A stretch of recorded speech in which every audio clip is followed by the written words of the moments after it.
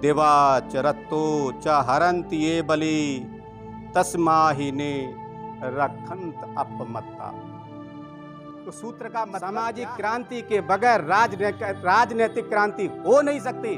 अगर हो भी गई तो उस मौसमी पौधे की भांति होगी जो जरा से हवा के झोंके से वो उखड़ जाता है, नहीं चल सकता वो। आप चिंतन कर सकते हैं। बाबा साहब कितने लंबे समय से मैं कह रही हूं, मुझे उठा लो, मैं बूढ़ी हो गई हूं, मुझे चलना नहीं जाता, चला नहीं जाता, मेरे घुटने काम नहीं करते हैं, मेरी कमर का नाम कितनी झुक गई यहां पर आते आते। आप मेरी कब सुनेंगे?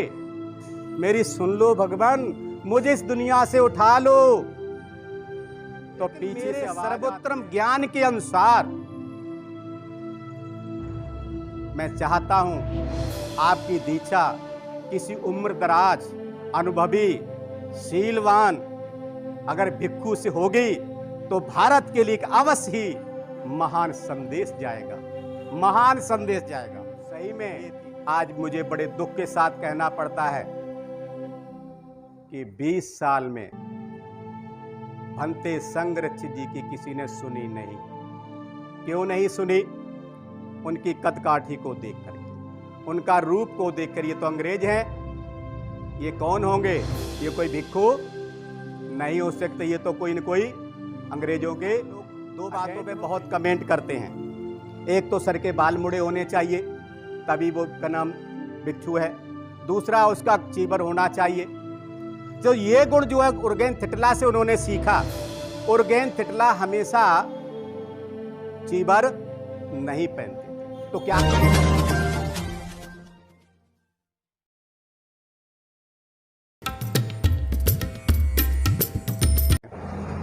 नमन करता हूं और नमन करता हूं मैं बोधिसत्व बाबा साहब डॉक्टर भीमराव अंबेडकर जी को। मैं उन सबको भी नमन करता हूं। करोड़ों करोड़ों की आबादी में कुछ बिरले लोग ही होते हैं जो ऐसे धम्म का काम करते हैं। यहाँ पर उपस्थित त्रिरत्न बौद्ध महासंघ के मेरे 6 धम्मचारी, 25 से ज़्यादा धम्मित्र, उपस्थित बुजुर्ग, महिलाएं, प्यारे प्यारे बच्चे, आप सभी का मैं हार्दिक अभिनंदन करता हूं। त्रिरत्न बौद्ध महासंघ के ये इस एरिया में प्रथम कार्यक्रम में आप सभी को मेरा बार बार हर बार प्यार भरा जय भीम, नमो बुद्धाय। बहुत अच्छा लग रहा है। हमारे बीच में बहुत ही क्रांतिकारी व्यक्ति बैठे हुए हैं अपने परिवार के साथ, जो पूरे भारत में भ्रमण ही नहीं करते हैं बल्कि वो अनछुए पहलुओं को उजागर करते हैं। बहुत सारी बातों को वो बताने का प्रयास करते हैं समाज को, जो सही में आम आदमी तक पहुंचाना बहुत कठिन काम है। मैं कई तो ऐसे पहलुओं को देखता हूं तो मेरी आंखों में आंसू आ जाते हैं।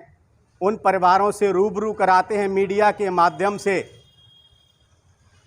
तो मैं ऐसे क्रांतिकारी व्यक्ति जो पति पत्नी दोनों ही बैठे हुए हैं, एक का तो नाम 2 बार जय भीम लेना पड़ता है, ये भी ऐतिहासिक बात है। नाम है उनका जय भीम, तो क्या करना पड़ेगा? जय भीम को जय भीम।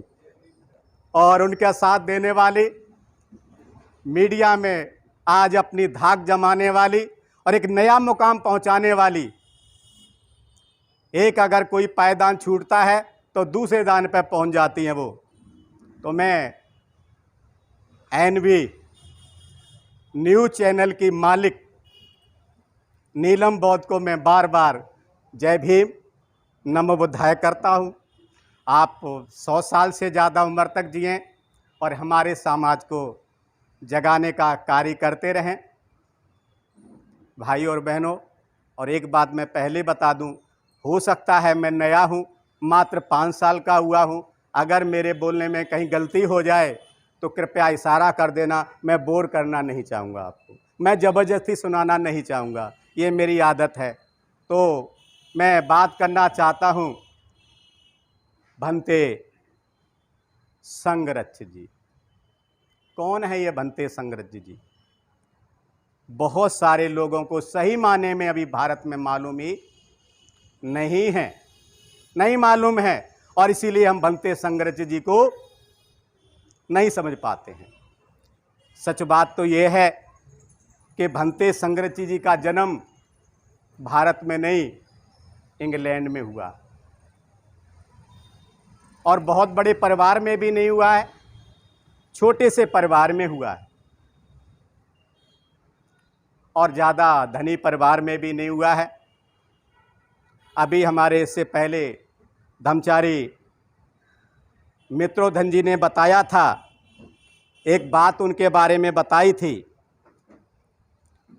तो मैं उस बात को न कह करके मैं जो है कुछ और अलग बात कहना चाहता हूँ। भंते जी का नाम, जैसा कि ईसाई परिवार में पैदा हुए थे, उनका नाम डेनिस लिंगवुड था।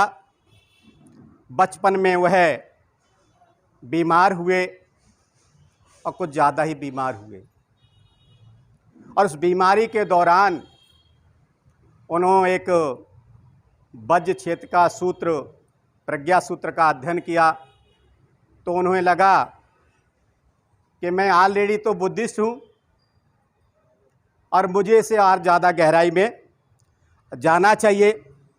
उस समय मात्र इनकी 16 साल की उम्र थी, और जब उन्होंने डायमंड सूत्र को पढ़ा, उनका जीवन बदल गया।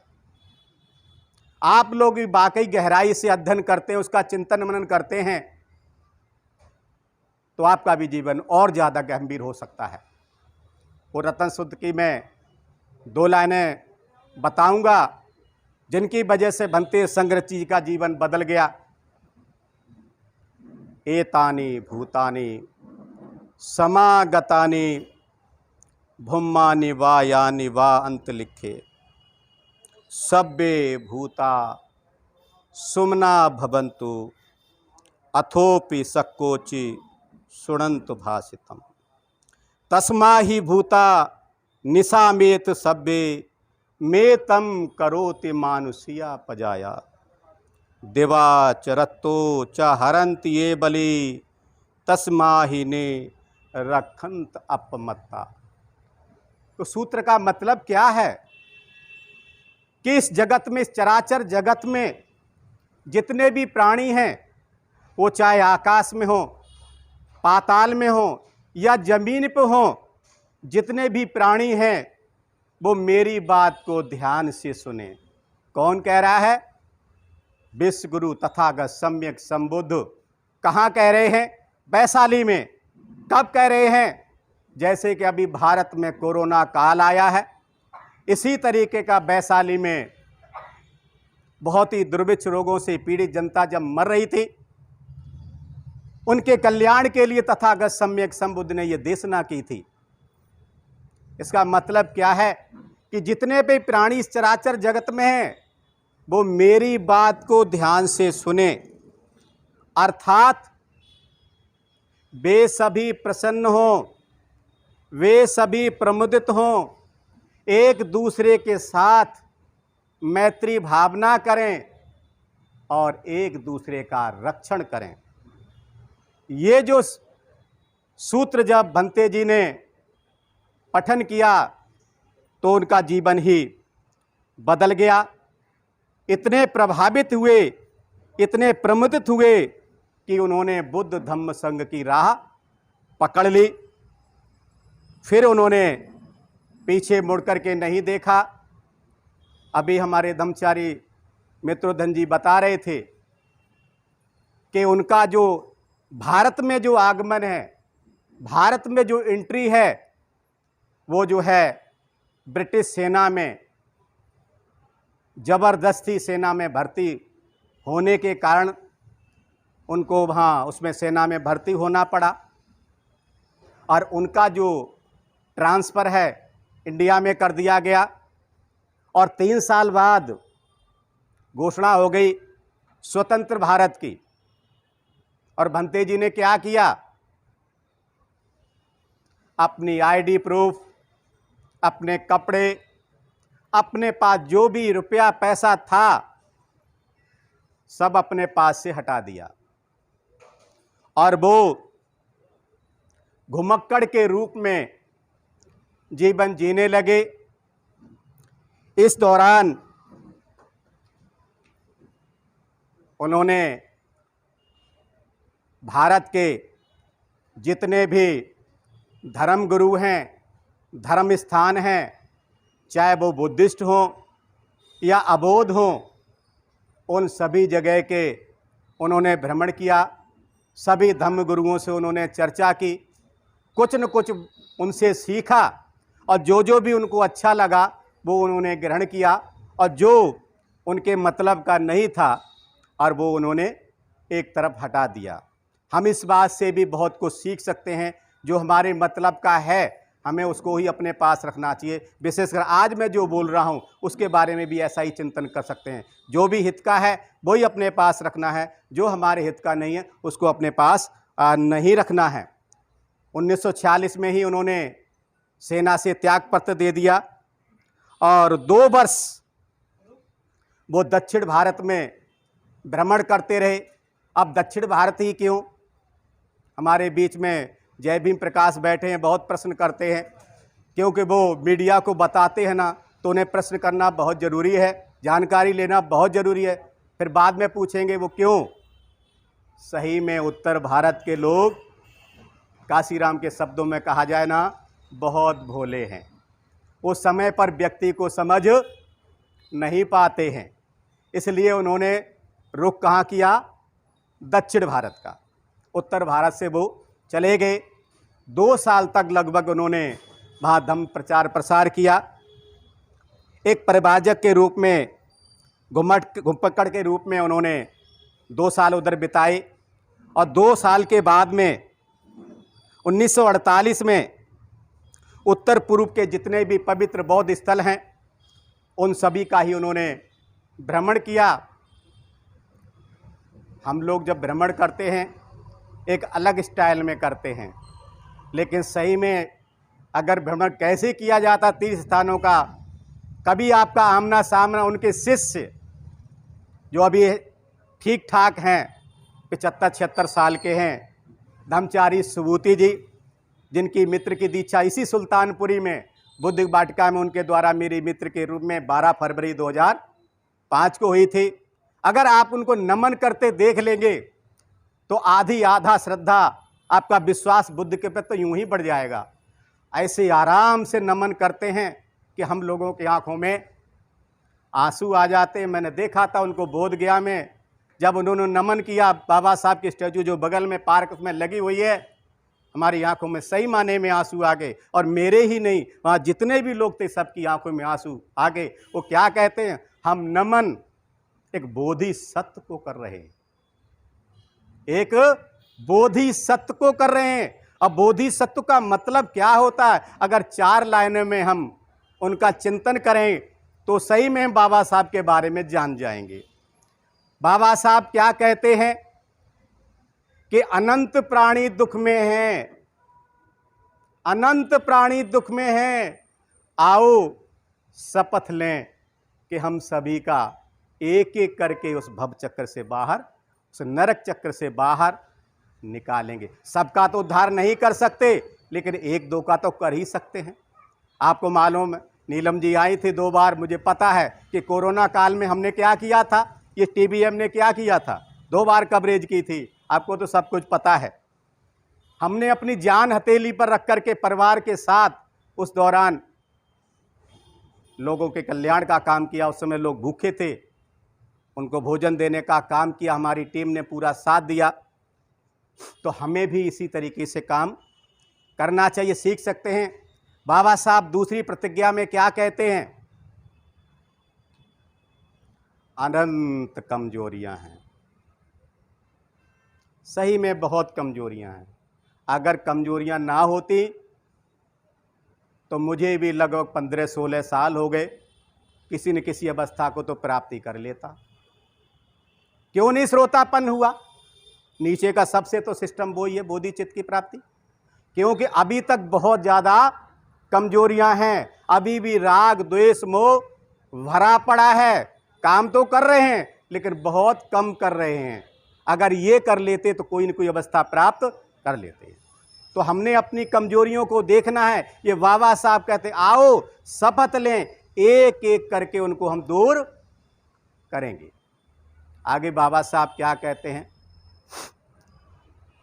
भगवान बुद्ध का मार्ग। शब्दों को देखिए, भगवान बुद्ध का मार्ग अनुपम मार्ग है, जिसकी कोई उपमा पूरे विश्व में नहीं। आओ शपथ लें कि हम उन सभी का साक्षात करेंगे, उस संबोधि मार्ग को ग्रहण करेंगे। और चौथी जो प्रतिज्ञा है, जो तीसरी की बाद में हो गई है गलती से मेरे से सीरियल में, क्या कहते हैं बाबा साहब? अनंत सत्य हैं। इसको हमें समझना पड़ेगा। खाली त्रिरत्न बौद्ध महासंघ ही कार्य नहीं कर रहा है, खाली भारतीय बौद्ध महासभा ही कार्य नहीं कर रही है। भारत ही नहीं, विश्व की तमाम संस्थाएं भगवान बुद्ध के इस अनुपम मार्ग के लिए कार्य कर रही हैं। मैं उन सबको नमन करता हूं, सबका साधुवाद करता हूं। अनंत सत्य हैं, हम जानते ही कितना है। एक बार भगवान बुद्ध से किसी भिक्षु की बात हो गई, चर्चा होने लगी, तो भगवान बुद्ध से पूछते हैं कि भगवान बुद्ध, हमें धम्म का ज्ञान कितना आता है? उन्होंने नीचे से पत्ते बिखरे उठाए और कहा, बस हमने जो कुछ भी बोला है बस इतना अभी बोला है। इसका मतलब क्या है? भगवान बुद्ध का जो मार्ग है उसे हमें पहचानना पड़ेगा। अनंत सत्य हैं। हर आदमी की अपनी अलेख खूबी होती है। भाई और बहनों, हर आदमी कोई प्रवचन नहीं कर सकता, लेकिन दरिया भी सब नहीं बिछा सकते, लोगों को जोड़ भी सब नहीं सकते। हमें यह समझना पड़ेगा। हर आदमी की कोई न कोई विशेष क्वालिटी होती है, हमें उस क्वालिटी को परखना है और उसी से हमारा काम चल सकता है। हम होता क्या, हम दूसरों की कमियां या कमजोरियां देखते हैं। अगर कमजोरियों को बजाय अगर हम उसकी खामियों को देखेंगे तो शायद अपना जीवन और आगे बढ़ सकता, आध्यात्मिक विकास हो सकता है। तो 1948 में उन्होंने हमारे उत्तर भारत के जितने भी केंद्र हैं उन सभी की यात्रा की। 1949 में, इसी दौरान 1949 में बैसाख पूर्णिमा के दिन, 1949 में बैसाख पूर्णिमा के दिन उर्गेन परम पूज्य उर्गेन भंते चंद्रमणि जी से दीक्षा ली। भंते संरक्षित जी ने। बहुत सारे लोग कहते हैं कि उन्होंने दीक्षा कहाँ ली, कब ली, कैसे ली। तो 1949 में ली। और उनके जो दीक्षा के गुरु कौन हैं? उर्गेन चंद्रमणि जी। शुरुआत में मैंने बोला था बाबा साहब के धर्म वो गुरु भाई, इस तरीके से दोनों कौन हैं? एक ही गुरु के दोनों शिष्य हैं तो गुरु भाई हुए। वहाँ पर उन्होंने बर्मी भिक्षु से दीक्षा ली। और उससे पहले उर्गेन थिटला से इंग्लैंड में ही उनसे उन्होंने पंचशील की भी दीक्षा ली थी। एक सहायक दीक्षा कहते हैं जिसको हमारे त्रिरत्न बौद्ध महासंघ में आम आदमी की जबान में उसको बौद्ध दीक्षा कहते हैं। और वो भी एक अजीब है, जो उर्गेन थिटला हैं वो चीवर नहीं पहनते थे हमेशा, और भंते जी भी हमेशा चीवर नहीं पहनते। बहुत सारे लोग दो बातों पे बहुत कमेंट करते हैं। एक तो सर के बाल मुड़े होने चाहिए तभी वो का नाम भिक्षु है, दूसरा उसका चीवर होना चाहिए। तो ये गुण जो है उर्गेन थिटला से उन्होंने सीखा। उर्गेन थिटला हमेशा चीवर नहीं पहनते थे। तो क्या करते थे फिर जब चीवर नहीं पहनते थे? उस समय द्वितीय गृह युद्ध चल रहा था। उर्गेन तिटला जितने भी घायल हैं, विशेष रूप से जो घायल हैं, उनको कंधे पे लादकर या स्ट्रेचर मिल जाता था, जैसे भी मिलता था वो वहां पर अस्पताल पहुंचाने का काम करते थे। अब चीबर में क्या ये काम संभव है? इतना भारी चीबर होता है, दिक्कत हो सकती है, इसलिए वो चीबर हमेशा नहीं पहनते थे। और भंते जी ने भी यही किया।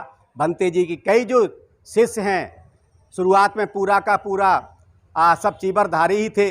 आप देख रहे हैं उनके गले में पीत केसा है और हमारे गले में सफ़ेद है। इसका कारण क्या है कि वो गृह त्यागी थे और हम गृहस्थ हैं, इसलिए उनका केसा और हमारा केसा में यही अंतर है। इसलिए ये भी हमेशा चीबर नहीं पहनते थे। महत्वपूर्ण है समाज की सेवा करना। अब आप किस रूप में करते हैं? चीबर के रूप में करते हैं या सादा कपड़ों में करते हैं, ये आपके ऊपर है। और इसलिए उन्होंने वहाँ से उनसे सीखा। 1949 में पाली और बौद्ध दर्शन का अध्ययन करते हुए बनारस में बिताया, जो बनारस हमारी प्रमुख बौद्ध स्थली है।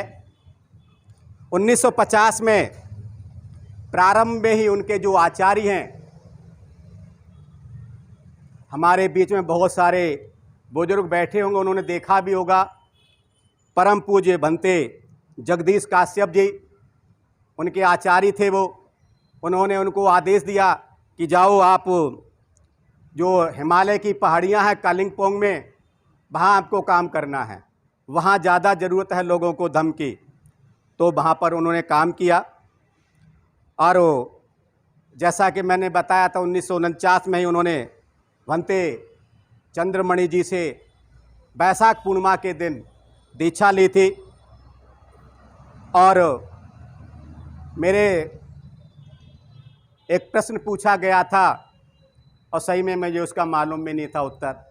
एक बहुत ही बुजुर्ग हैं, साहित्यकार हैं, रचनाकार हैं, दिल्ली के वो शिरोमौरी हैं। उन्होंने मुझे पूछा कि वो भिक्षु कैसे, ऐसे बोला, उनकी पवज्या किसके द्वारा हुई और कहाँ हुई, वो भिक्षु कैसे हो गए? मुझे नहीं मालूम था। और बाद में मैंने अपने सीनियर से पूछ करके बताया और तब मैंने उनको बाद में बताया उनकी जो पवज्या है वो 1950 में उनकी पवज्या हुई है। उस समय पर 24 नवंबर 1950 को सारनाथ में पूर्णिमा के दिन हुई और उस समय किसी कारणवश भंते चंद्रमणि जी नहीं पहुंच पाए। उन्होंने अपने जगह पर उपाध्याय को वहाँ उन्होंने भेज दिया और वो प्रवज्या वहाँ पर हुई।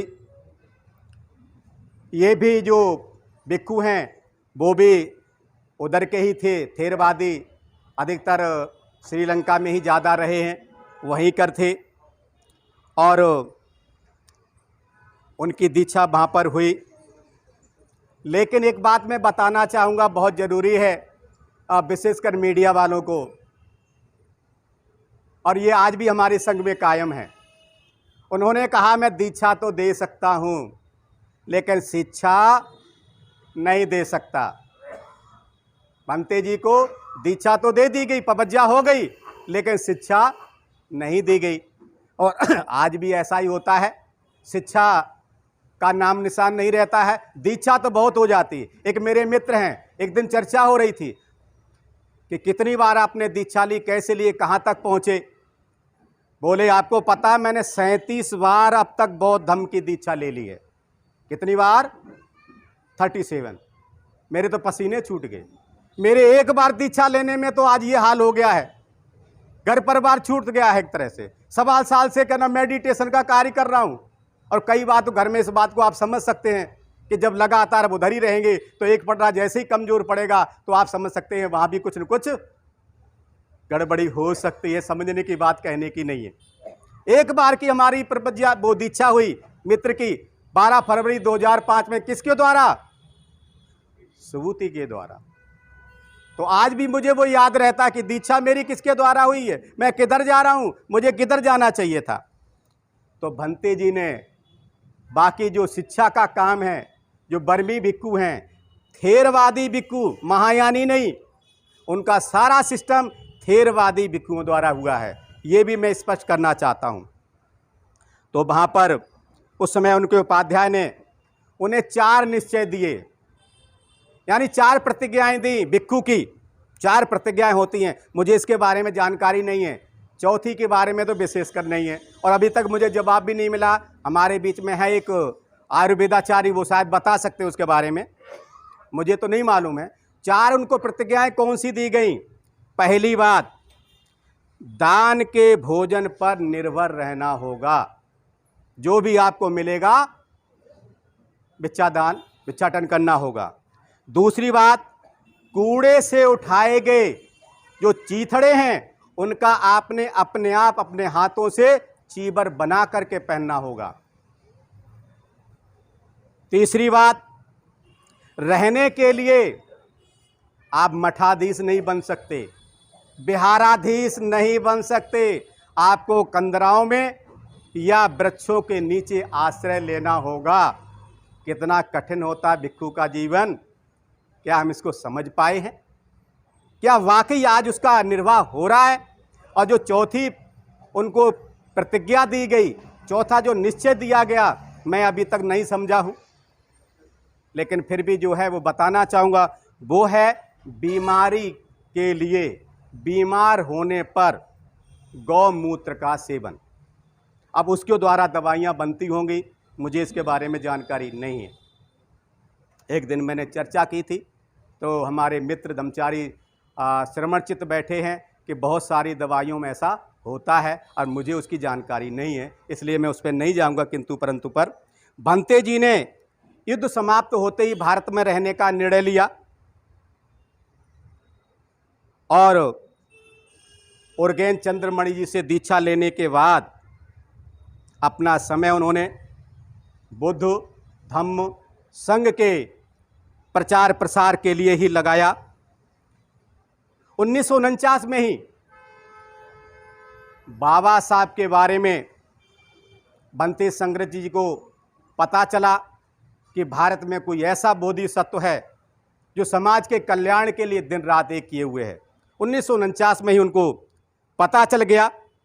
तो भारत में रहते हुए ही भंते संग्रचित की बाबा साहब से 3 बार भेंट हुई, लेकिन भेंट होने से पहले उन्होंने बाबा साहब को एक लेख लिखा, पत्र लिखा, और उन्होंने जो कुछ भी कर रहे थे अपनी रिपोर्टिंग बाबा साहब को की।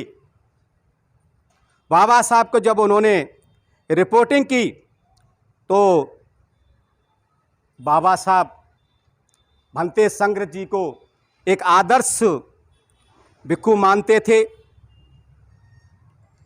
भंते संग्रत जी ने 20 साल भारत में बिताए, किस काम के लिए? बुद्ध के धम्म का प्रचार प्रसार करने के लिए। लेकिन सही में आज मुझे बड़े दुख के साथ कहना पड़ता है कि 20 साल में भंते संग्रत जी की किसी ने सुनी नहीं। क्यों नहीं सुनी? उनकी कदकाठी को देख करके, उनका रूप को देखकर, ये तो अंग्रेज हैं, ये कौन होंगे? ये कोई भिक्खु नहीं हो सकते, ये तो कोई न कोई अंग्रेजों के एजेंट होंगे। इसलिए उनको बाहर अपने देश 1964 में वो इंग्लैंड चले गए, और 1968 को उन्होंने 7 अप्रैल 1968 को उन्होंने त्रैलोक के बौद्ध महासंघ, western friends of western Buddhist order की स्थापना की, जिसको भारत में त्रैलोक के बौद्ध महासंघ कहते थे। लेकिन यहाँ कुछ लोगों को त्रैलोक के शब्द कुछ अटपटा सा लगता था, वो बुद्धिज्म में ना रह करके सीधा जिधर नहीं जाना चाहिए था उधर ही जाते थे। इसलिए उसमें संशोधन कर दिया गया और उसका नाम फिर कर दिया गया शायद 2008 में त्रिरत्न बौद्ध महासंघ कर दिया गया।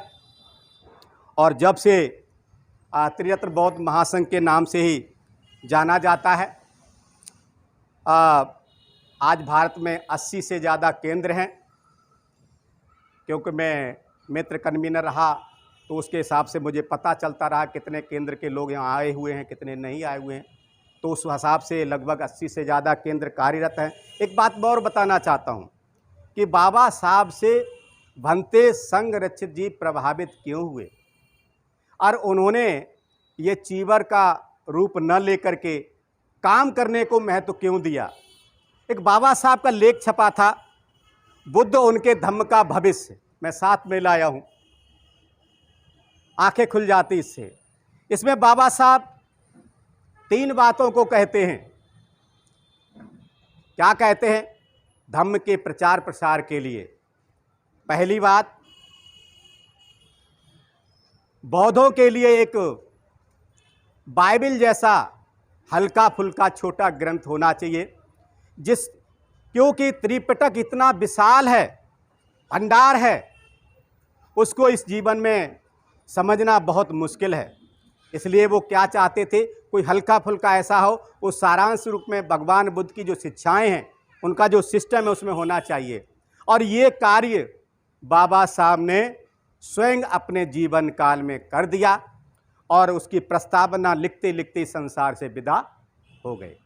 अगर बाबा साहब कुछ और सालों तक रह जाते जीवित तो शायद इस देश की काया पलट हो सकती थी। क्यों बाबा साहब जिस तरीके से कहते थे उस तरीके से करते भी थे, और जो करते थे वो ही कहते थे। दूसरी बात, एक काम तो उन्होंने पहला अपने जीवन में खुद किया, और दूसरा उन्होंने क्या कहा था कि भिक्षु संघ के उद्देश्य क्या हैं, उनमें भी चिंतन मनन होना चाहिए कि वो भिक्षु किस लिए बने हैं। अब हम तो कुछ कह नहीं सकते, हमारा सिस्टम नहीं है वो, तो उन्होंने उसकी जगह क्या किया, स्वयं बाबा साहब ने उस संगठन में सुधार किया। क्या सुधार किया? 14 अक्टूबर 1956 में बाबा साहब ने बौद्ध धम्म की दीक्षा ली और ज्ञान चंद्रमणि जी से।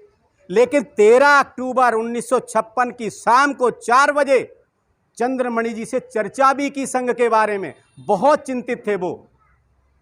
तो चंद्रमणि जी ने उनको कुछ समझाया कि बाबा साहब याद कीजिए भगवान बुद्ध के समय के आर्य संघ को, जिसमें सूरतापन थे, सक्रतागामी थे, अनागामी थे, अरत थे, आप उस संघ को देखिए ना। तो बाबा साहब ने 22 प्रतिज्ञाएं, अब तक भारत के इतिहास में उससे पहले कोई जानता भी नहीं था, चर्चा भी नहीं हुई थी।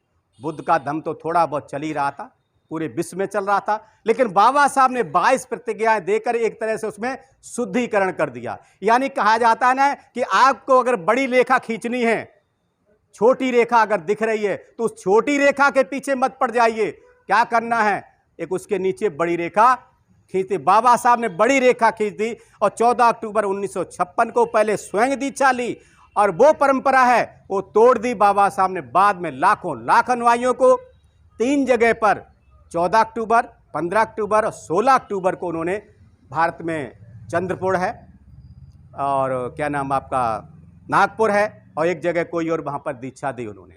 लाखों लाख अनुयायियों को दीक्षा दी। उससे पहले दीक्षा देने का काम किसी उपासक को नहीं था। उन्होंने उद्देश्यों में बदलाव कर दिया। अब उनसे कुछ नहीं कह सकते, हमारा नए तरह का उपासक होना चाहिए, धम्म प्रचारक ऐसा होना चाहिए जो हमारे अपने पैरों पर खड़ा हो, जिसको धम्म प्रचार प्रसार करने में कोई कठिनाई ना हो। वो साहित्यकार हो सकता है, टीचर हो सकता है, इंजीनियर हो सकता है, डॉक्टर हो सकता है, उद्योगपति हो सकता है, मजदूर हो सकता है। अपना आजीविका काम करने के बाद में वो समाज को एक नई दिशा दे सकता है, थोड़ा बहुत समय निकाल करके। ये बाबा साहब स्वयं अपने हाथों से कर गए, और ये जो त्रिरत्न बौद्ध महासंघ है ये उसी की उपज है, बाबा साहब की सोच की। हम लोग गृह त्यागी हैं, ऐसा नहीं हमारे बीच हम सभी गृह त्यागी नहीं है, कुछ हमारे चीबर रूप में भी रहते हैं। हम क्या करते हैं, अपनी आजीविका को चलाते हैं। उस आजीविका के बाद जो भी समय बचता है आपस में उसको मेंटेन करके, तालमेल करके, जितना भी हमसे बन पड़ता, जितना भी अपने सीनियर धर्मगुरुओं से सीखते हैं, उतना हम समाज को बताने का प्रयास करते हैं। और तीसरा, बाबा साहब ने उस लेख में क्या लिखा था, बहुत सारी जगह पर आपने देखा होगा, जब हमारी चारकाएं चलती हैं, धम्म तुझ पंथ जब लहराते हुए चलते हैं, एक अजब माहौल होता है। तो वहां पर हम क्या कहते हैं, बाबा साहब की अंतिम इच्छा क्या थी? वो आवाज नहीं आ रही है। बाबा साहब की अंतिम इच्छा, कितना आनंद आता है। ये चाहते थे बाबा साहब, और उस सपने को साकार करने का काम भंते संघ ने किया है। आज विश्व के लगभग 56 देशों में केवल और केवल जय भीम, जय भीम, जय भीम। आप चौंक जाएंगे, विदेशी लोग, यूरोप के लोग बाबा साहब का नाम सबसे पहले नंबर पर रखते हैं। और जय भीम हम एक दूसरे के साथ मिलते हैं, चाहे कहीं का भी हो, जय भीम ही पहले बोलते हैं और नमो बुद्धाय बाद में। क्योंकि हमारे लिए, हम तो बुद्ध को भूल चुके थे, हमारी पहले की पीढ़ियां भूल चुकी थी, और इसको दिलाने का काम, समझाने का काम, बताने का काम किसने किया? बाबा साहब ने किया, है ना। वो कबीर साहब कहते हैं ना, गुरु गोविंद किस दोनों खड़े काके लागू पाए, बलिहारी उन गुरु की जो गोविंद ये बताए। तो बाबा साहब यदि नहीं होते तो आप सोच सकते हैं हम कहाँ होते, किस हालत में होते, कैसा होता हमारा जीवन। आज हमारे चेहरों पर जो खुशी है, जो चमक है, क्या वाकई ऐसी होती? तो देख सकते हैं पूर्व के लोगों के बारे में। और ये 3 बातों में 2 बातें बाबा साहब अपने जीवन में पूरा स्वयं कर गए। और तीसरा जो उनका सपना था कि भारत बौद्धमय होना चाहिए, और ये काम स्वयं भंते संघ ने किया है। आज भारत के लगभग 80 केंद्रों में त्रिरत्न बौद्ध महासंघ के धम्मित्र हैं, धम्मचारी हैं। अपना काम करने के बाद, सम्यक आजीविका को अपनाने के बाद जो भी समय बचता, यही धम्म का काम कर रहे हैं। तो मैं आगे कुछ बातें और बताना चाहता हूं, क्योंकि अगर मैं बाबा साहब के साथ बोलूँगा तो आज का जो हमारा विषय उससे मैं भटक जाऊंगा और समय हमारा फिर कम पड़ जाएगा। लगता है केवल 15 मिनट बचे हैं, और 15 मिनट में शुरुआत भी अभी नहीं, भूमिका ही रही है बाबा साहब के ऊपर। तो मैं आगे 3 भेंट हैं बाबा साहब को, उसके बारे में बताऊंगा, और फिर शॉर्ट में भंते जी का जो मेन संदेश को बताऊंगा। बाबा साहब की पहली भेंट भंते संघ जी से, इन दोनों की जो हुई 1952 में राजगृह में हुई है। जो हिंदू कॉलोनी है वहाँ पर हुई है। लगभग 15 मिनट तक उनकी चर्चा हुई है। वहाँ बहुत सारे लोग मिलने आए थे उनका स्वागत सम्मान करने के लिए, और उनको फूल भेंट कर रहे थे। तो मुझे इस वहाँ पर याद आती मेरे जो कल्याण मित्र, मेरे आचार्य परम पूज्य धम्मचारी बोधि सागर जी कहते हैं, ये फूल, ये मालाएं, ये मान, ये सम्मान आपकी आध्यात्मिक राह के रोड़े हैं, रोड़े। अगर इनमें आप पड़ गए तो आप मान सम्मान में चले जाएंगे, आपके अंदर गुरूर आ सकता है, आप फिर धम्म का कार्य नहीं कर पाएंगे। तो बाबा साहब ने क्या किया, उन फूल मालाओं को एक तरफ कर दिया और उनको डांटते हुए कुछ बोला उनको। शायद वो किसी काम के लिए आए थे, उनसे कोई गलती हो गई थी, तो फिर उनको डांट करके समझाते हैं। और फिर वो लोग केवल और केवल आंखों में आंसू लिए, सर को झुकाए हुए, हाथ जोड़े हुए मात्र बाबा साहब को बस सुन रहे थे। तो भंते संघ जी की पहली भेंट वहाँ पर हुई। और उसके बाद में भंते संघ की जो दूसरी, यस एक बात और बताना चाहूँगा। जब भंते संघ जी को बाबा साहब ने देखा तो एक बहुत ही तल्ख टिप्पणी की। क्या बोले बाबा साहब, भंते संघ रक्षित, मैंने सुना है आपने महाबोधि सोसाइटी के अंदर, अपनी सोसाइटी में एक बंगाली ब्राह्मण श्यामा प्रसाद मुखर्जी को आपने अपनी संस्था का अध्यक्ष बना रखा है। तो भंते जी ने कहा, बाबा साहब वो मेरी महाबोधि सोसाइटी नहीं है और मैं उनका अध्यक्ष भी नहीं हूँ, वो केवल लेख लिखते थे। फिर लगे हाथों भंते जी ने उनसे पूछ लिया, बाबा साहेब, भारत में बुद्ध के धम्म का भविष्य क्या है? बहुत ही चिंतनीय प्रश्न है। तो बाबा साहब बहुत ही गंभीर मुद्रा में बोले, आज भी हमें चिंतन करना पड़ेगा कि भारत में मेरा ही कोई भविष्य नहीं है। ये बाबा साहब के शब्द थे। कितना अच्छा जवाब, कितना चिंतनीय सवाल है हमारे सबके लिए। क्या वाकई हमारा भविष्य है क्या? अगर नहीं है तो हम क्या कर सकते हैं? और द्वितीय भेंट जो है 1954 में मुंबई में ही जो बाबा साहब ने नींव रखी थी, मुंबई का सिद्धार्थ कॉलेज, उसके सबसे ऊपर के लेवल पर तट पर होती है। वहाँ बाबा साहब कुर्सी पर बैठे हुए हैं कमरे में, बगल में माई साहब खड़ी हुई है और वहाँ पर बाबा साहब से उनकी जब भेंट होती है तो वहाँ चर्चा होती है। और वो बाबा साहब जो भंते संग्रहित जी से बहुत बड़ी उम्मीद करते थे, उनको आदर्श भिक्खु मानते थे, मैं पहले ही बता चुका हूँ। और बाबा साहब ने भंते जी को भारत में बौद्ध धर्म के पुनर्जीवन के लिए उसके बारे में कुछ चर्चा की, बताया तथा कहा, मेरा शेष जीवन भारत में बौद्ध धर्म के प्रचार प्रसार के लिए ही रहेगा। ये बाबा साहब ने कहा था। काश वो कुछ समय तक और जिंदा रहते। बाबा साहब डॉक्टर अंबेडकर जी ने भंती जी से पूछा, ये बहुत ही विचारणीय प्रश्न है, बहुत सारे लोग नहीं जानते इस बारे में,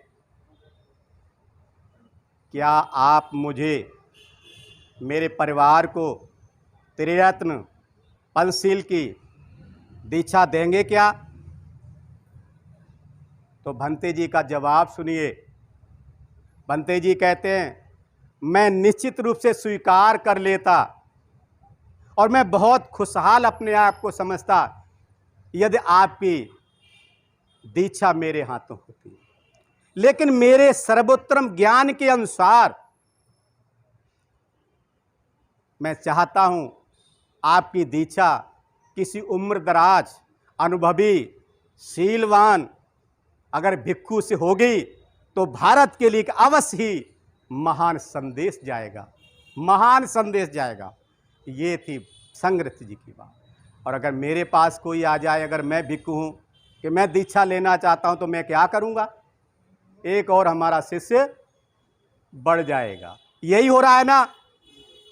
लेकिन भंते जी ने क्या कहा? एक महान संदेश जाएगा भारत को।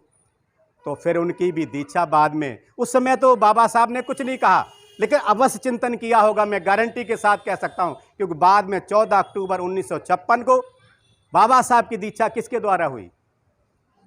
उर्गेन चंद्रमणि जी से। ये उर्गेन का मतलब क्या होता है? और भंते जी को भी उर्गेन कहते हैं, चंद्रमणि के सामने भी उर्गेन कहते हैं। और मीडिया वाले बाद में पूछेंगे उर्गेन क्या होता है ना। उर्गेन का मतलब होता पवित्र, उर्गेन का मतलब होता सुस्पष्ट, उर्गेन का मतलब होता शुद्ध। और आप सभी जानते हैं, जहां होते हैं बुद्ध वो जगह हो जाती है शुद्ध, और जहां नहीं होते हैं बुद्ध वो जगह नहीं हो पाती है शुद्ध। तो उर्गेन का मतलब ये है। और जो तीसरी प्रतिज्ञा है, तीसरा जो मिलन है, तीसरी जो भेंट है बाबा साहब की दिल्ली में 26 अलीपुर रोड पे हुई है। मेरा दिल्ली के मित्रों से निवेदन है, जो विशेष मेहमान हमारे बाद में आ रहे हैं, अगर आप सीट पे बैठे हैं तो कृपा करके उन मेहमानों को सीट देंगे तो ज़्यादा अच्छा रहेगा। जो लोग नहीं बैठ पाते हैं वो भी कुर्सियों पे ही बैठें। असुविधा के लिए खेद है, हमारी कुर्सियां कम पड़ रही हैं, पीछे भी हैं, कुछ लोग पीछे बैठ सकते हैं। मैं आपसे माफ़ी चाहता हूं कि कुर्सियां कम पड़ रही हैं, हम आपको पूरी सुविधा नहीं दे पा रहे हैं, उसके लिए मैं माफ़ी चाहता हूं आपसे। तो 26 अलीपुर रोड पे आप सभी ने देखा होगा, मैंने पूर्व का भी स्थल देखा है, बाद का भी देखा है। मुझे खुशी तो आज से कहीं ज़्यादा पूर्व के स्थल पर होती थी कि वो ओरिजिनल था। आज सब कुछ टेक्नोलॉजी की डिमांड में नकली हो गया है। नीलम जी कृपया आप अगर उस पर बैठेंगे तो मुझे अच्छा लगेगा, प्लीज़। हाथ जोड़ के विनती करता हूँ, नहीं मुझे अच्छा नहीं लग रहा है। तो 26 अलीपुर रोड पे हुई और 26 अलीपुर रोड पर बाबा साहब इस हालात में नहीं थे कि वो उनसे बात कर सकते, लेकिन जब उन्होंने संदेश सुना कि उर्गेन संगरक्षित जी आए हैं, वो भी कितने लोगों के साथ, लगभग 40 भिक्षुओं के साथ, अलग अलग तरह के चीवर पहने हुए। किसी का गहरा होता है तो किसी का हल्का होता है, किसी का कासाय होता है तो किसी का पीत होता है, और वो भी अलग अलग उम्र के। भंते जी बाबा साहब के मिलते हैं तो बाबा साहब वहाँ पर लॉन में एक गोलाकार रूप में कुर्सियाँ डलवा देते हैं। बाबा साहब इस हालात में नहीं थे कि ज़्यादा बात कर पाते, तो ज़्यादा समय भी नहीं दिया। बाबा साहब को मना भी किया। बाबा साहब से भंते जी ने कहा कि मैं बस तो आपके दर्शन करने के लिए आया हूँ, आपको एक नज़र देखने के लिए आया था, और मैं बस जाऊँगा, मैं आपको ज़्यादा कष्ट नहीं दूँगा। लेकिन फिर भी बाबा साहब ने हाथ करके उनको बिठाया, और बिठाने के बाद चर्चा हुई, उनसे बात हुई। तो एक जो आखिरी संदेश है, अब मैं उसको बताना चाहूँगा कि बाबा साहब बहुत उनसे प्रसन्न थे, लेकिन हालात उनकी नहीं थी। कुछ कहते जा रहे थे, वो अस्पष्ट था, स्पष्ट नहीं था। हम उनकी भावना को समझ सकते हैं। बाबा साहब से उन्होंने कुछ चर्चा की, जाने का आदेश उनको मांगा, तो अंत में उन्होंने कहा, बाबा साहब ने भंते संगरक्षित जी, आज भी भाई और बहनों और नई पीढ़ी के नौजवान साथियों, हमें उस संदेश से सीख लेना चाहिए। बाबा साहब क्या कहते हैं? Something is to be done, something is to be done. हमें अभी बहुत काम करना है, अभी बहुत काम करना। कहते कहते बाबा साहब जो हाथ रखे हुए थे टेबल पर, उन्हीं हाथों पर उनका सर लुढ़क गया। उसके बाद बाबा साहब फिर नहीं बोल पाए। भंते जी समझ गए, उनको नमस्कार किया और वहाँ से चले गए। भाई और बहनों, वाकई अगर हमारी श्रद्धा बाबा साहब में है, अगर वाकई हम बोधिसत्व मानते हैं, हमारा दोहरा जीवन है, हम आधा आधा कर सकते हैं और उस आंदोलन को आगे चला सकते हैं। हम कुछ न कुछ समय इस आंदोलन के लिए हम दे सकते हैं। बाबा साहब के आखिरी संदेश को हम चरितार्थ कर सकते हैं। अब मैं भंते जी की प्रमुख जो शिक्षाएं हैं, जो उन्होंने हमें दी हैं, विशेषकर जो त्रिरत्न बौद्ध महासंघ के जो धर्मचारी हैं, धम्ममित्र हैं, उनके लिए हैं, क्योंकि बाकी लोगों को मालूम नहीं है और यहाँ बार बार चर्चा हो रही है। आप सभी को मालूम है, वो पहले मैं बताना चाहूँगा। वो भंते जी की जो पहली शिक्षा है हम लोगों के लिए, चाहे वो धर्मचारी हो, धर्मचारी हो, धम्ममित्र, वो है क्या है? शरण गमन। और भगवान बुद्ध ने भी शरण गमन को प्राथमिक शिक्षा दी है। शरण गमन का मतलब क्या है? शरण गमन बौद्ध लोगों की प्रारंभिक क्रिया है, शुरुआती क्रिया है। अगर हम शरण गमन करते हैं तो ही हम बौद्ध हैं, और नहीं तो फिर हम बौद्ध कैसे हैं? एक कहानी सुनाऊंगा, 10-5 मिनट ज़्यादा दे देना मुझे। कैसे हैं हम? हमारी गिनती उसमें तो नहीं है। एक जापान की एक महिला बुजुर्ग की कहानी है। वो रोज़ सवेरे उठती थी, स्नान करके बिहार में जाया करती थी, और एक बिहार में नहीं, कई बिहारों में। और हम भी ऐसा ही करते हैं, मैं भी ऐसा ही करता हूँ। इस बिहार से उस बिहार, उस बिहार से उस बिहार, उस बिहार से उस बिहार। उनके लिए मेघी सूत्र भी है एक, वो पढ़ सकते हैं। क्या करती थी? जाती थी, फूल फेंकती थी दूर से ही, फिर नमस्कार करती थी, फिर बैठती थी कुछ समय तक, हम आप समझ सकते हैं, ध्यान करती थी। और उसके बाद में भगवान बुद्ध के फोटो के नज़दीक, स्टैचू के नज़दीक जाती थी। भगवान, मैं बूढ़ी हो गई हूँ, मेरे से चला नहीं जाता है। आपको पता है कितने कष्ट से मैं यहाँ तक पहुँचती हूँ? आपको समझ आता है क्या? मैं कितनी थक जाती हूँ यहाँ तक आती हूँ। मुझे उठा लो ना। कब उठाओगे?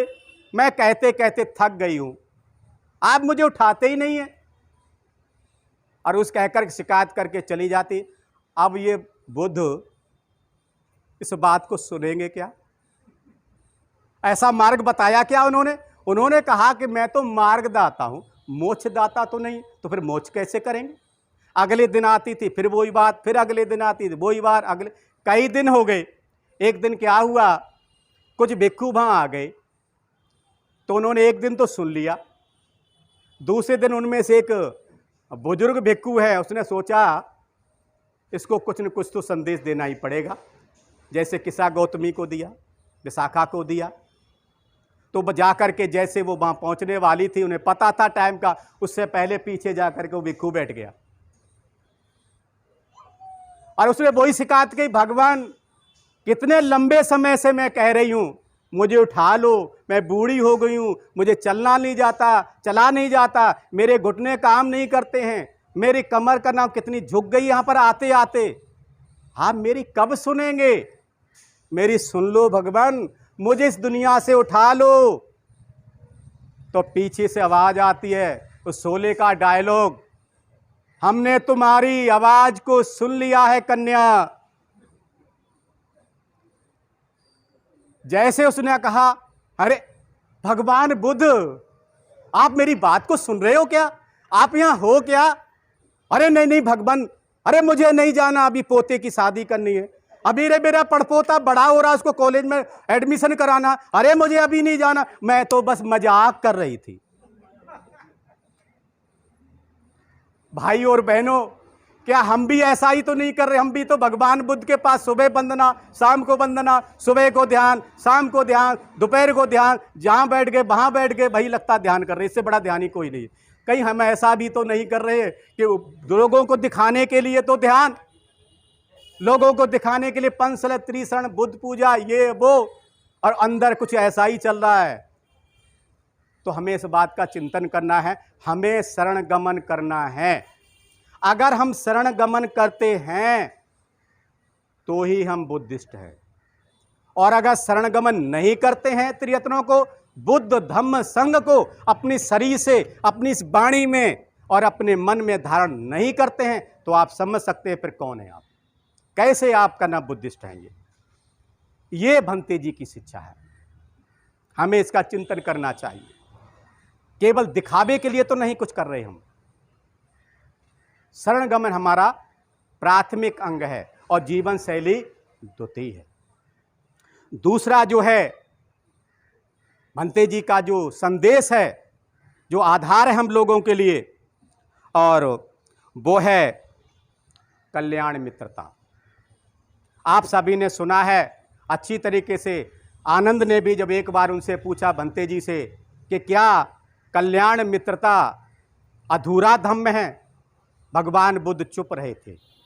दोबारा फिर पूछा भंते, क्या कल्याण मित्रता अधूरा धम्म है, भगवान बुद्ध फिर भी चुप रहे थे। और तीसरी बार जब उन्होंने फिर कहा, भगवान क्या कल्याण मित्रता ही अधूरा धम्म है, तो आनंद से भगवान बुद्ध क्या कहते, ऐसा न कहो आनंद, ऐसा न कहो आनंद, कल्याण मित्रता ही संपूर्ण धम्म है। इसका मतलब क्या है? हमें कल्याण मित्रता को समझना है। कल्याण और मित्रता दो शब्द हैं। कल्याण का मतलब होता है सुंदर, कल्याण का मतलब होता है शुभ, कल्याण का मतलब होता है परोपकारी, कल्याण का मतलब होता है मंगलकारी, कल्याण का मतलब होता है मददगारी। और मित्रता तो आप समझते ही हैं। मित्रता के बारे में मैं कई बार कह चुका हूं, 4 लाने में बोलूँगा। बड़ी मुश्किल से मिलते हैं, बहुत मुश्किल से मिलते हैं अच्छे मित्र, आसानी से नहीं मिलते हैं। मैं कविता पे नहीं जाऊंगा। गर मिल जाएं अच्छे मित्र तो, गर मिल जाएं अच्छे मित्र तो हो जाए बेड़ा पार, गर हो मित्र अमित्र रूप में हो जाए बंटा ढार, हो जाए बंटा ढार, चित्त में चैन न पावें, दिन हो या रात हमेशा ही हमेशा अकुशल सतावें, तो हमें कल्याण मित्रता पर पूरा भरोसा करना चाहिए। जो हमसे ज़्यादा सीनियर हैं, जो हमसे ज़्यादा अनुभवी हैं, जो हमसे ज़्यादा जानकार धर्म के ज्ञाता हैं, साथ ही साथ आचरणशील हैं, उनके ध्यान में रुचि है, उनके ध्यान के कुछ अनुभव हैं, उनके अंदर मैत्री है, एक दूसरे को मदद करने की भावना है, एक दूसरे से सुसंवाद करने की भावना है, ऐसे लोगों के साथ हमें अपनी कल्याण मित्रता बनानी चाहिए। मुझे याद आता है, मेरे एक धर्मचारी ने किसी मित्र से पूछा, बहुत ही थोड़ा कड़वा है लेकिन सच है, उन्होंने पूछा कि आपने किसको कल्याण मित्र बनाया हुआ है? तो उन्होंने बताया कि मेरा वो कल्याण मित्र है। बोले तेरा तो हो गया बंटाधार। बोले गुरुजी क्या कह रहे हो?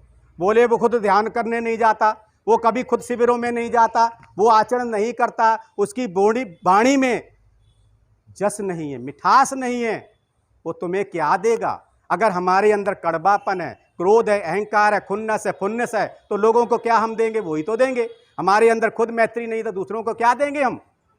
तो हमें इस बात को समझना चाहिए। यहाँ एक मैं कल्याण मित्रता के ऊपर एक और छोटी सी बात कहना चाहता हूँ कि मेरे बहुत अच्छे मित्र हैं और आज भी मित्र हैं। अभी 3 महीने के लिए श्रामणेर दीक्षा लेकर के और वहाँ पर जो फरुखाबाद में संकिसा है वहाँ पर हैं। अभी धर्मचारिणी श्रद्धा बजरी ने मुझसे बात कराई थी, तो पहली बार विपश्यना करने गए वो और लौट के आए। वो मुझे कल्याण मित्र कहते हैं। मैं उनको मना करता हूँ, मैं आपका कल्याण मित्र कैसे हो सकता हूँ? मेरी बात तो मानते नहीं। आप अपना अलग तरीके से चलते हैं, हमारा सिस्टम अलग तरीके से है, लेकिन नहीं मानते हैं। और जब जाएंगे तो मुझे पूछेंगे मैं जा रहा हूँ, आएंगे तो मुझे रिपोर्ट देंगे, जहाँ होंगे बीच में वहाँ रिपोर्ट देंगे। तो पहली बार विपश्यना से लौट के आए, मुझसे मिलने आए, रिपोर्टिंग किस प्रकार से करते हैं मुझे बहुत अच्छी लगती है, आपको बताना चाहिए। कह रहे कल्याण मित्र जी बहुत अच्छा लगा, बहुत खुशी हो रही है, हमें कुछ मिला?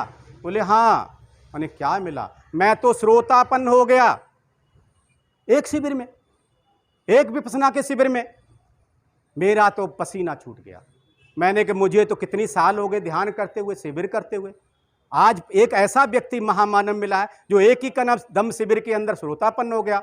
मैं तुरंत उठा कुर्सी पे से और मैंने दोनों हाथ जोड़े, सीधा मेरी आदत सरेंडर हो गया, पैरों में बिछ गया। मैंने धन्य है गुरुजी, आज मुझे श्रोतापन के दर्शन हो गए। बोले ये क्या कर रहे हो?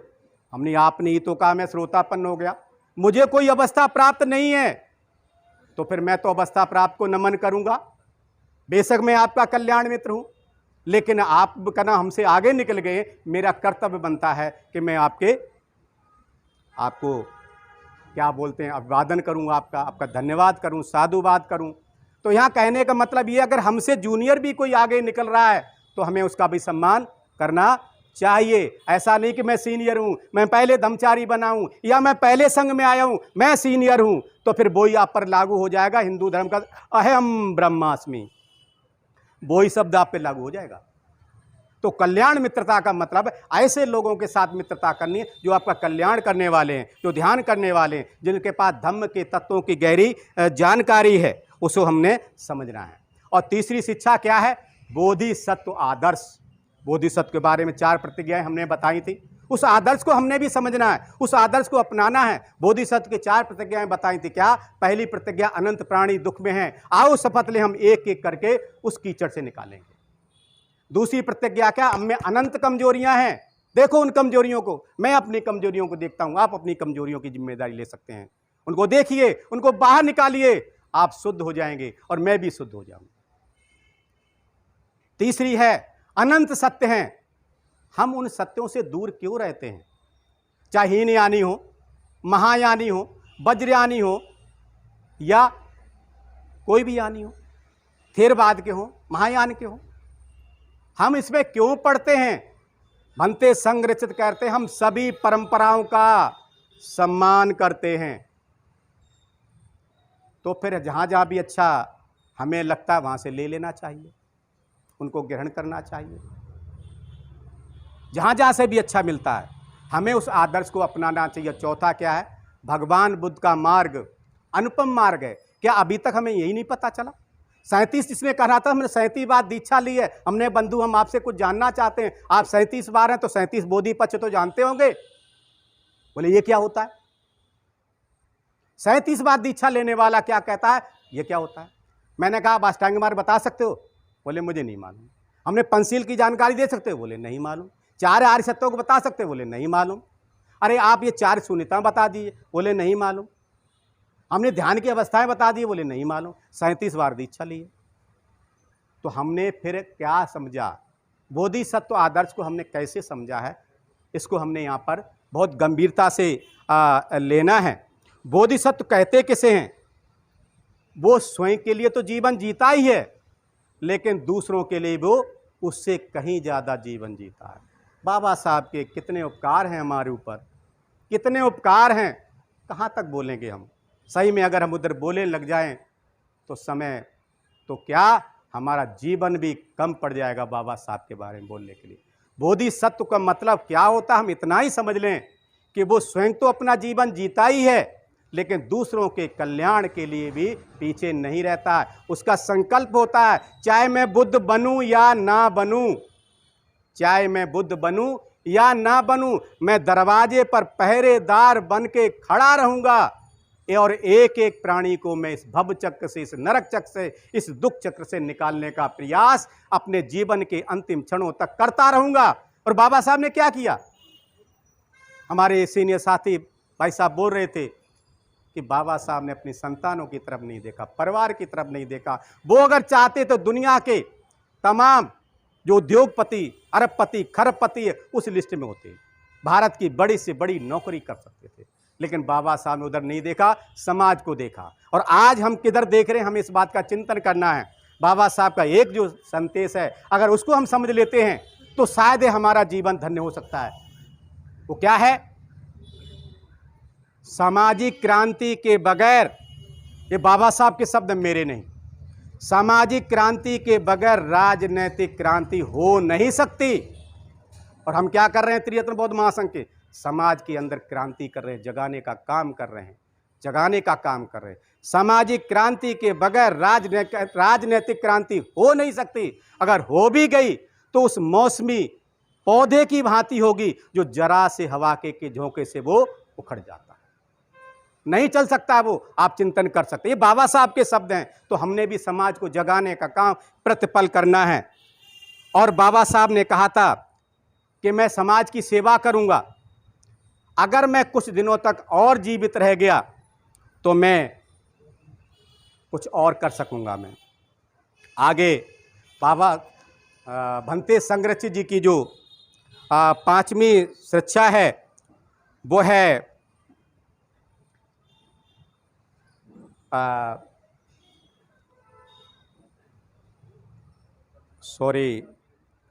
गंभीरता से धम्माचरण करने वाले अंतर्दृष्टि को प्राप्त कर सकते हैं और वो श्रोतापन बन सकते हैं। समय ज़्यादा हो रहा है तो मैं बस 2-4 लाइनों में ख़त्म करूँगा। अगर सही में हम मेहनत करते हैं, ध्यान करते हैं, त्रियत्नों को अपने जीवन में ग्रहण करते हैं, तो सही में हम किसी न किसी अवस्था को प्राप्त कर सकते हैं। श्रोतापन होता क्या है? उसके 3 बंधन टूटते हैं, सत्काय दिट्ठि, विचिकित्सा, शील व्रत, परामर्श। सत्काय दृष्टि का मतलब है हमने अपने आप को एक बक्स में बंद कर लिया है, हमने अपनी आदतों को पक्का कर लिया है, हम बदलना नहीं चाहते। और जब तक ये बदलेंगे नहीं हमारी आदतें, तब तक हमारा सत्काय दृष्टि है, जो झूठी धारणा है, जो कच्ची धारणा है, वो नहीं टूट सकती। दूसरा क्या है? विचिकित्सा।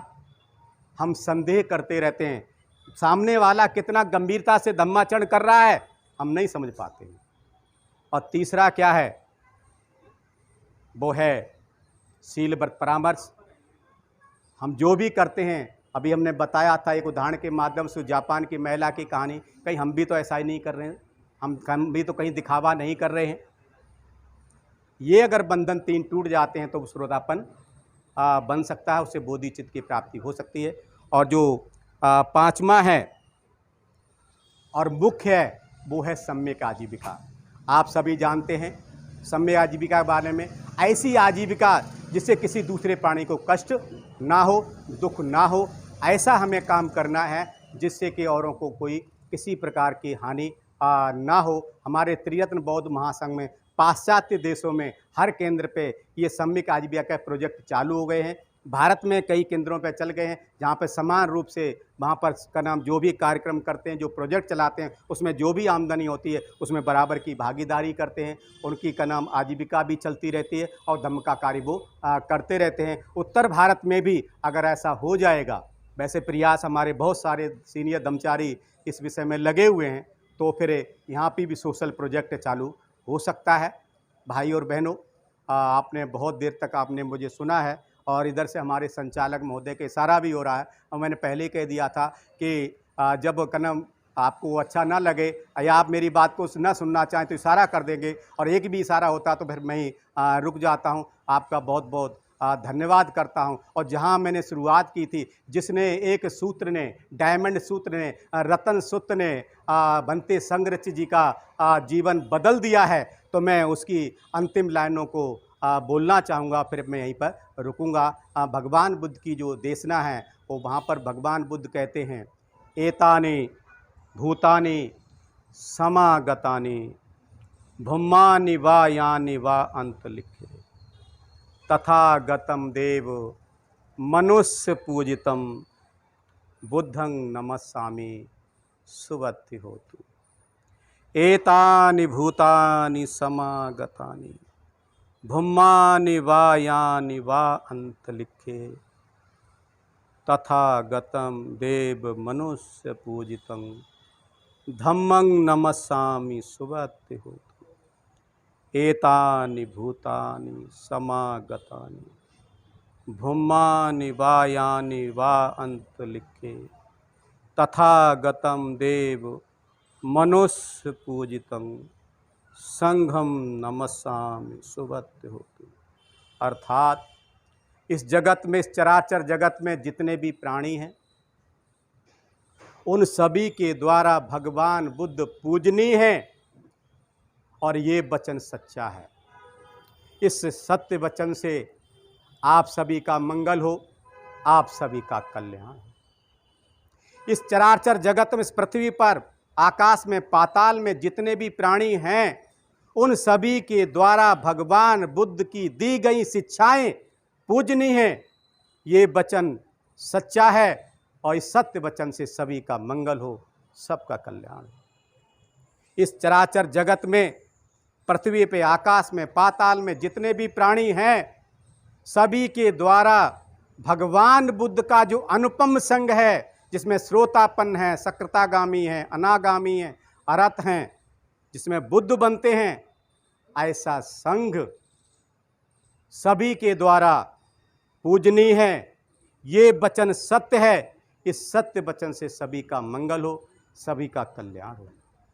आप सभी ने मुझे ध्यान से सुन लिया, मुझे यहाँ पर बोलने का मौका दिया, तो मैं आप सभी का बहुत बहुत साधुवाद करता हूँ। आप सभी को मैं नमन करता हूँ। यहीं रुकता हूँ। सबको मेरा प्यार भरा जय भीम, नमो बुद्धाय।